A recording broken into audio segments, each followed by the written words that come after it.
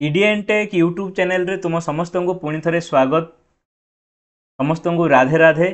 आज video topic रे आमे आलोचना करिबा +2 फर्स्ट ईयर आर्ट्स स्ट्रीम रो गृह विज्ञान बा होम साइंस इलेक्टिव सब्जेक्ट रो यूनिट 3 रो पाठटी होची बयन पोशाक परिच्छद शिशु और विकास। यही पाठटी रो आमे मोस्ट इम्पोर्टेंट 3 मार्क क्वेश्चन एवं तार आंसर डिस्कशन करिबा। तेणुक भिडियो को प्रथम शेष पर्यंत पूरा देख। चैनल रे नुआ आसी प्लीज चैनल को सब्सक्राइब कर, भिडियो को लाइक कर एवं अन्य मानू मध्य शेयर कर। होम साइंस इलेक्टिव सब्जेक्ट रो यूनिट 1 यूनिट 2 रो 3 मार्क क्वेश्चन एवं तार आंसर मु ऑलरेडी डिस्कशन कर सारी जहाँकि मो चैनल वीडियो लिस्ट रो अच्छी। जो मैंने देखी ना हो मो चैनल वीडियो लिस्ट को जाई देखि पारिबो। तेबे चलो बर्तमान आज आम होम साइंस इलेक्टिव सब्जेक्ट रो यूनिट 3 रो पाठटी डिस्कशन करबा। यूनिट 3 रे थिबा बयन पोशाक परिच्छद शिशु और विकास यार 3 मार्क क्वेश्चन एवं तार आंसर पॉइंट वाइज डिस्कशन करिबा। तेबे 1 नंबर प्रश्नटी हेउची दीर्घतंतु बा फिलामेंट काहाकू कहंती। तेबे यार उत्तर हैला पॉइंट 1 रे जेउ तंतु अधिक लंब विशिष्ट होइथाए बा जहार लंब मापिबा पई मीटर फीतार आवश्यकता थाए ताहाकू दीर्घतंतु बा इंग्राजी रे फिलामेंट बोली कहंती। पॉइंट नंबर 2 रे दीर्घतंतु गुड़िक प्राकृतिक किंबा कृत्रिम होई पारंती। यह पुणी 2 प्रकार अटे यथा क नंबर होची एकक्षीय विशिष्ट दीर्घतंतु, ख नंबर होची अनेक क्षीय विशिष्ट दीर्घतंतु। तेबे एकक्षीय विशिष्ट दीर्घतंतु कौन ना यही सूता केवल गोटे क्षीय विशिष्ट दृढ़ सूता अटे। माने यही सूताटी जदि आम देखा ताल यही सी गोटे ही क्षीय थिबो आउ दृढ़ बा टाण होइथिबो। एहाकू एकक्षीय विशिष्ट दीर्घतंतु बोली कहा जाए। ठीक सेहीपरि अनेक क्षीय विशिष्ट दीर्घतंतु माने कौन ना यह एकाधिक क्षीय विशिष्ट सूता अटे। माने एभली भाव में सूताटा थिबो सेथिरे जदि आम देखिबा भलगिरी ताहले एभली अनेक सेथिरे क्षीय थिबो। एगुड़िक एकत्र जड़ प्रयोग करी गोटे क्षीय सूतारे परिणत करा जाय थाए।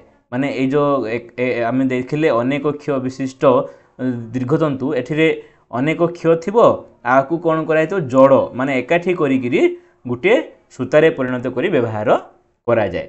एहाकू ही फिलामेंट बा दीर्घतंतु बोली कहंती। तापर आसला हमर प्रश्न नंबर 2 पुनर्गठित सेलुलोज तंतु कहिले कोन बुझ। यार उत्तर है पॉइंट 1 कार्पास और सूता जेपरी सेलुलोज रु तैयारी काठ भली जैविक पदार्थ मध्य सेलुलोज रु तैयारी। सेलुलोज हूँ गोटे रासायनिक पदार्थ मन रख पिला माने। तेणु अनेक चेष्टा पर वैज्ञानिक माने एही काठ को रासायनिक प्रक्रिया द्वारा एक द्रवण रे परिणत करी और रेशम गोटी पोकर सूता तंतु प्रस्तुत करिवार उपाय अवलंबन करी एही द्रवणर सूता प्रस्तुत कले। प्रस्तुत सूताटी सेलुलोज होइथिबारु एहाकू पुनर्गठित सेलुलोज तंतु कहा जाए। माने देखिबा गले सेलुलोज होउची गोटे नेचुरल बा प्राकृतिक तंतु। से प्राकृतिक तंतु को पुणी थरे वैज्ञानिक उपाय रे रासायनिक पदार्थ प्रयोग करी जेउ तंतु गठन करा गला काठ द्वारा ताहाकू पुनर्गठित सेलुलोज तंतु बोली कहा गला। तापर आसला हमर प्रश्न नंबर 3 केउं गुड़िक उत्ताप नमनीय तंतु और एगुड़िक कहीं उत्ताप नमनीय तंतु बोली कहा जाए। तेबे यार उत्तर है पॉइंट 1 नाइलॉन पॉलिस्टर आक्राइलिक विनियन और कृत्रिम रबर ए सब गुड़िक तंतु गुड़िक है उत्ताप नमनीय तंतु। उत्ताप नमनीय माने कौन ना एमाने उत्ताप को सठिक भाव में ग्रहण करें कौन से रिएक्शन देवे अति शीघ्र रिएक्शन देदेवे। एगुड़िक मनुष्यों द्वारा सृष्ट तंतु अटे। पॉइंट 3 रे साधारणतः उत्ताप द्वारा एगुड़िक नरम बा नमनीय करा जाय थाए। मु कहली जे जेतेबेले ताप बाजिबो बा निया बाजिबो संगे संगे एमाने प्रतिक्रिया प्रकाश करिवे। तेणुक एटाकू नमनीय उत्ताप नमनीय तंतु बोली कहा जाए। तेणु एहाकू उत्ताप नमनीय तंतु कहा जाए। पॉइंट 4 रे कार्बन हाइड्रोकार्बन ऑक्सीजन नाइट्रोजेन आदि बाष्प गुड़िकरू रासायनिक प्रक्रिया द्वारा विभिन्न प्रकार लवण प्रस्तुत करी एही द्रवणरू नमनीय तंतु प्रस्तुत करा जाए। तेबे एहाकु ही उत्ताप नमनीय तंतु बा नमनीय उत्ताप तंतु बोली कहा जाए। तापर आसला प्रश्न नंबर 4 रे कार्पास तंतुर गठन लेख। कार्पास तंतुर गठन लेख। तेबे उत्तर है पॉइंट 1 जे कार्पास एक उद्भिद तंतु माने गछरु मिली थाए। यार मुख्य उपादान है सेलुलोज नामक एक श्वेत सार। तापर पॉइंट नंबर 2 होची कार्बन हाइड्रोजेन ऑक्सीजन रु यह तैयारी होई थाए। कंचा अवस्था रे अणुवीक्षण यंत्र सहायरे यार क्रॉस सेक्शन परीक्षा कले यह एक सरू नलिया आकार देखा जाए। यही नली भितर अति पतला तंतु छंदी होई स्तर स्तर होई रही थाए एवं यह भितर एक प्रकार रस रही थाए। पॉइंट 3 रे तंतु जेतेबेले परिपक्व होई थाए बा पाची जाए यह भितर थिबा रस सुखी यह अंडाकृति बा चेप्टा होई थाए। फल रे मोड़ी मोड़ी होई एक फिता परी देखा जाए। पॉइंट 4 रे प्राय 3 इंच लंब तंतु रे 200 रु 400 मोड़ बा भांग रही थाए। यही मोड़ जोगु तंतु गुड़िक परस्पर सहित जोड़ी ही रही थांती। एवं पॉइंट 5 रे एही तंतुरे प्राय शतकड़ा 5 भाग दूषित पदार्थ 50 रु 60 भाग सेलुलोज 5 रु 8 भाग जल और अन्य प्राकृतिक पदार्थ रही थाए। तेबे एही भली भावरे कार्पास गठित होई थाए। प्रश्न नंबर 5 रे रेशम तंतुर वैशिष्ट्य गुड़िक लेख। रेशम तंतुर वैशिष्ट्य गुड़िक लेख। यार उत्तर है पॉइंट 1 जे रेशम तंतु प्राकृतिक तंतु मध्य सर्वाधिक शक्त और टाणुआ तंतु अटे। पॉइंट नंबर 2 यह मध्य एक हालुका तंतु अटे माने सेते ओजनुआ नुह। हालुका माने ओजनुआ नुह शक्त और टाणुआ अटे। यार स्थितिस्थापकता और प्रतिस्तवता गुण रही। पॉइंट 4 रे एही तंतु उत्तापर कुपरी बाही माने ये उत्ताप ग्रहण करे नाही। पॉइंट 5 रे यह सहजरे जल शोषण मध्य करि पारे। पॉइंट 6 रे एही वस्त्र रे मृदु साबुन व्यवहार करा जाए किंबा शुष्क धोती एही वस्त्र पय उपयुक्त अटे। पॉइंट 7 रे तीव्र विरंजक एही तंतु को नष्ट करि दिए। जदि आमे अधिक रंग छड़ेबार वाशिंग पाउडर व्यवहार करिबा तबे यह नष्ट हो जाए। पॉइंट 8 एही वस्त्र प्राय संकुचित हुए नाही। पॉइंट 9 रे यह उत्ताप द्वारा सहजरे प्रभावित हुए। पॉइंट 10 रे तीव्र क्षार तीव्र अम्ल वस्तु को नष्ट कर दिए। एवं पॉइंट 11 रे एही तंतु को सहजरे रंग करा जाए पारे। यह है रेशम तंतुर वैशिष्ट्य। तापर आसला प्रश्न नंबर 6 रे पशम तंतुर गठन लेख। पशम तंतु किपरि गठित होता है लेख। तेबार उत्तर है पॉइंट 1 पशम एक प्राणीज तंतु माने प्राणी मानक ठारू एटा मिलिछि। केराटिन नामक एक प्रोटीन रो यह तैयारी होता है। एथिरे कार्बिन हाइड्रोजेन ऑक्सीजन सेटा कार्बिन नो कार्बन हो एटा सॉरी नाइट्रोजेन और सल्फर रही। यह नलिया आकार विशिष्ट यार शेष भाग मुनिया होता है। पॉइंट 2 रे अणुवीक्षण यंत्र सहायरे क्रॉस सेक्शन देखिले जना जाए जे यार 3टी स्तर रे गठित होता है। पशम तंत्र 3टी स्तर गठित होता है। पॉइंट 3 रे यार बही आवरण को एपिडर्मिस मध्य आवरण को कॉर्टेक्स और आंत आवरण को मेडुला बोली कहती। पॉइंट 4 रे एपिडर्मिस असंख्य क्षुद्र कोशिका को नहीं गठित होता है। प्राय 1 इंच लंब तंतुरे 100 रु 400 पर्यंत एभली कोशिका रही थांती। फल रे सूता काटिबारे सुविधा हुए। पॉइंट 5 रे कॉर्टेक्स ही यार प्रधान स्तर। यही पशम तंतुर प्रधान स्तर है कॉर्टेक्स। यही स्तर तंतु को आकार दिए और यह स्थितिस्थापक शक्त आ रंग विशिष्ट करिथाए। तापर पॉइंट 6 रे मेडुलार बड़ बड़ वायुपूर्ण कोशिका गुड़िक रही थांती।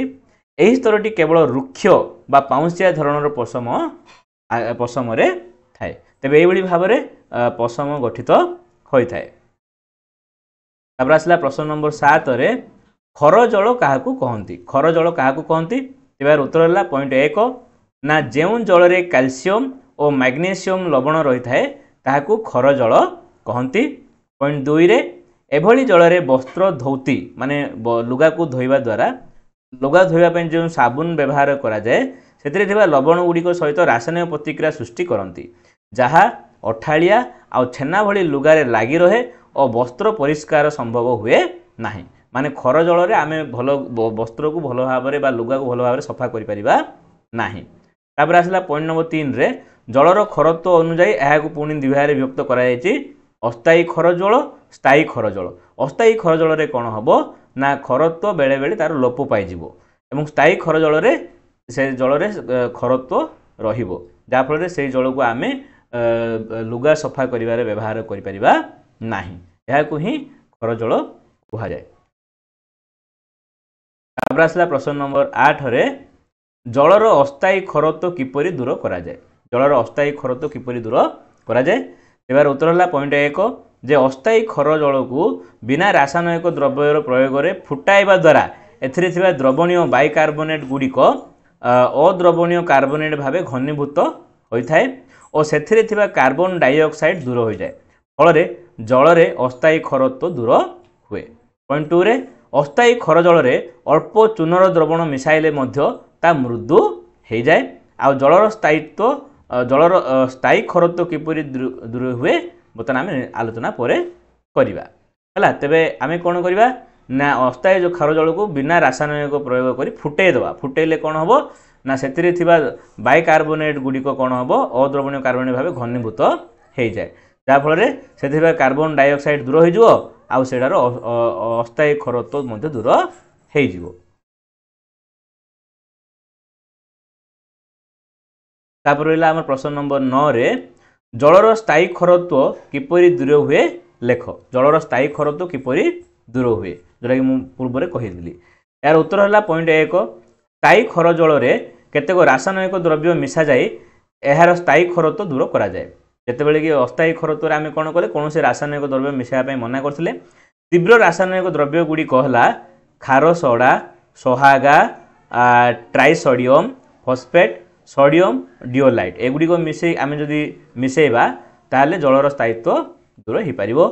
पॉइंट 2 रे जल रे खार सोडा सोहगा किंबा ट्राइसोडियम फॉस्फेट मिसाइले ता जल रे थिबा कैल्शियम और मैग्नीशियम को घनीभूत कर अद्राव्य कर दिए फल जलर खरत्व दूर होता है। तापर पॉइंट 3 रे यह व्यतीत परम्यूचिट प्रणाली आयन दल रेजिन प्रयोग प्रणाली अवलंबन करी स्थायी खरत्व को मध्य दूर करा जाए पारे। तापर आसला प्रश्न नंबर 10 रे कृत्रिम परिष्कारक कहले कौन बुझ। कृत्रिम परिष्कारक कहले कौन बुझ तेबार उत्तर है पॉइंट 1 जे खर जल रे वस्त्र परिष्कार करिया पई जो सब असुविधा रही है ताकू दूर करने वैज्ञानिक माने गवेषणा करी एक नूतन धरणर परिष्कार साबुन तैयारी कले यह खर जल रे व्यवहार करा जाए पारिबो। पॉइंट 2 रे एगुड़िक कृत्रिम परिष्कारक बोली कहा जाए यह रासायनिक प्रणाली प्रस्तुत करा जाए। पॉइंट 3 रे यह अल्प परिमाण रे प्रयोग करी मध्य खर जल रे उत्तम रूपे वस्त्र को परिष्कार करा जाए पारुछि सेगुड़ी को गुंड खंड और तरल आकार रे मध्य प्रस्तुत करा जाए पारुछि। माने आमर जो खर जल रही से खर जल रे तो साधारण साबुन बा डिटर्जेंट व्यवहार कले लुगा सफा हुए ना तेणुक कौन करागला ना गोटे परिष्कारक गोटे आविष्कार करागला जोटा कि व्यवहार करी आम खर जल रे लुगा परिष्कार करिपरिबा ताको कृत्रिम परिष्कारक बोली कहा जाए। तापर आसला आमर प्रश्न नंबर 11। प्रश्न नंबर 11 हूँ श्वसन प्रणाली रे वस्त्र धौती किपरि करा जाए लेख। श्वसन प्रणाली रे वस्त्र केमिति धोइबा यार उत्तर है पॉइंट 1 जे श्वसन प्रणाली रे छोट बड़ जेकोसी तंतु और कौन सी रंग विशिष्ट वस्त्र को सफा करा जाय थाए। साधारणतः यह प्रयोग करी बड़ बड़ वस्त्र यथा कंबल टसर झट इत्यादि सफा करा जाए। पॉइंट 2 रे एही प्रणाली रे वस्त्र धौती पाई गोटे श्वसन जंत्र प्रयोजन हुए। श्वसन जंत्रटी एक पंप गोल धातु निर्मित जंत्र जार तल पार्श्व रे असंख्य कणा रही थाए और ऊपर अंश रे गोटे बाड़ी लगा जाय थाए। पॉइंट 3 रे प्रथमे टब रे गरम पानी नहीं साबुन फेण प्रस्तुत करा जाए और एथिरे लुगा को रखी श्वसन जंत्र द्वारा यह उपरे चाप प्रयोग करा जाए फल वस्त्र भितर थिबा साबुन पानी शोषित होई शोषक भितर प्रवेश करे और पार्श्वस्थ कणा बाटे बाहरी जाए ता सहित किछि मैला मध्य वस्त्र बाहरी जाए आ बारंबार शोषकटी उठाई पानी चापिले लुगारू मली बा मैला सहजरे बाहरी जाए। तापर पॉइंट नंबर 4 रे एही प्रणाली रे लुगा गुड़िक यथेष्ट साबुन फेण रे बुड़ी रहिबा प्रयोजन आ लुगा गुड़िक मझिरे मझिरे अलट पालट करिबा द्वारा वस्त्रर समस्त अंश भल भाव परिष्कृत होता है। पॉइंट 5 रे यापर लुगा को साबुन पानी काढ़ी भल पानी रे शोषक जंत्र साहाय्य बारंबार धोइले साबुन संपूर्ण धोई हो जाए। तेबे यही प्रक्रिया को श्वसन प्रणाली बोली कहा जाए बा प्रक्रिया रे आमे मध्य वस्त्र धौत करि परिबा। तापर आसला प्रश्न नंबर 12 जे शिशुर शारीरिक विकास कहले कौन बुझ। यार उत्तर है शिशुर शारीरिक वृद्धि एक क्रमान्वय चली थाए। एथिरे प्रत्येक पर्याय वृद्धि को अन्य पर्याय संपूर्ण पृथक करी हुए नहीं, किंतु शिक्षाविद और मनोविज्ञान माने शिशु संबंध में उपयुक्त अनुध्यान करी विकासर पर्याय को 9टी सोपान विभक्त कले। गोटे है प्राक प्रसव काल जोड़ा कि गर्भ संचार ठारू जन्म पर्यंत जोड़ा कि 280 दिन। तापर पॉइंट 2 रे सद्यजात अवस्था माने जन्म समय ठारू नाभि कटा पर्यंत। तापर 3 रे नवजात अवस्था माने जन्म ठारू प्राय 2 सप्ताह बा 14 दिन को नवजात अवस्था बोली कहा जाए। 4 होची शैशव अवस्था 2 सप्ताह शेष को 2 वर्ष पर्यंत समय को शैशव अवस्था कहा जाए। पॉइंट 5 रे बाल्य अवस्था यह 2 वर्ष रु 12 बा 13 वर्ष पर्यंत रहे। 2 रु 6 वर्ष पर्यंत समय को आद्य बाल्य अवस्था और 6 रु 13 वर्ष समय को शेष बाल्य अवस्था बोली कहती। तापरे 6 रे कैशोर अवस्था 11 रु 13 वर्ष पर्यंत अवस्था को कैशोर अवस्था एवं 13 रु 21 वर्ष पर्यंत अवस्था को तरुण अवस्था बोली कहा जाए।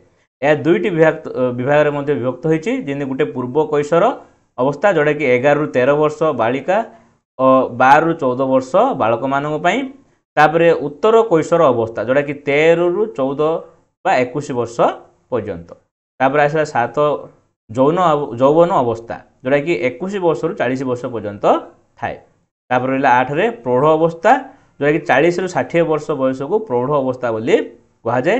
पॉइंट 9 रे वृद्धा अवस्था जोड़ा कि 60 वर्ष रु मृत्यु पर्यंत अवस्था को वृद्धा अवस्था बोली कहा जाए। यहपरी भाव में मनुष्यर वृद्धि विकास चली रही है। तापर आसला प्रश्न नंबर 13। प्रश्न नंबर 13 टी है परिवेश किपरि वृद्धि और विकास को प्रभावित करे। तेज यार उत्तर है पॉइंट 1 जे शिशु जो परिवेश रहे ताहा तार वृद्धि और विकास को प्रभावित करे। शिशु तार वृद्धि और विकास समय 2 प्रकार परिवेश सहित संपृक्त होता है।